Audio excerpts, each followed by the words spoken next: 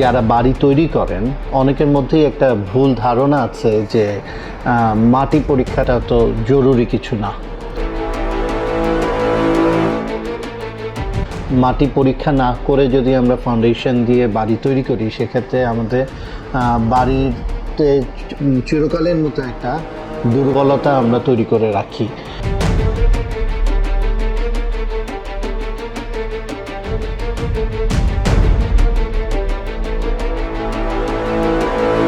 বাংলাদেশে যেসব ভবন নিয়ে যে দুর্ঘটনাগুলো দেখা যায়, আগুন লাগা বা এগুলো ছাড়া ভবন হেলে পড়েছে বা ভবনে ফাটল দেখা গেছে, এ ধরনের যেগুলো আমাদের প্রায় গিয়ে দেখতে হয় যে আসলে কি ব্যাপার।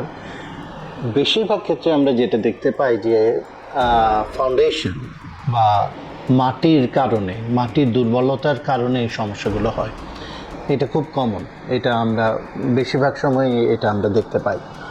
কিন্তু মজার ব্যাপার হচ্ছে যারা বাড়ি তৈরি করেন অনেকের মধ্যেই একটা ভুল ধারণা আছে যে মাটি পরীক্ষাটা তো জরুরি কিছু না।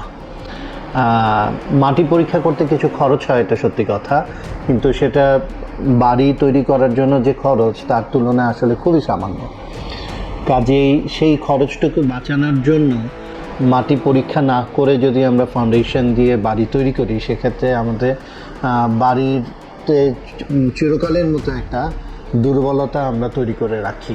সেটা অনেক ক্ষেত্রে কোনো দুর্যোগ ছাড়াই সেটা সমস্যা তৈরি হতে পারে, অনেক ক্ষেত্রে বড় ধরনের দুর্যোগের সময়, যেমন বড় ধরনের ঝড় বা ভূমিকম্পের সময় সেটা আমাদের ওই দুর্বলতার কারণে বাড়ি ভেঙে পড়তে পারে বা বড় ধরনের ক্ষতি হতে পারে। কাজেই এই যে সামান্য কিছু খরচ বাঁচানোর জন্য মাটি পরীক্ষা না করার প্রবণতা, এটা খুবই খারাপ। যেটা আসলে আমাদের দুদিক দিয়ে দেখলে যে আমাদের ভবন মালিক একটা ভবন পাচ্ছেন কিন্তু সেটা স্থায়িত্ব ঠিকমতো পাচ্ছেন না। দ্বিতীয়ত হচ্ছে যে আমাদের সামগ্রিক যদি দুর্যোগ মোকাবেলার কথা চিন্তা করি সেক্ষেত্রে এইটা যে ভালনারেবিলিটির যে কথা আমরা বলি, ডিজাস্টারের যে ভালনারেবিলিটি, সেটা পুরো কমিউনিটির জন্য একটা বড় ধরনের সমস্যা তৈরি করে।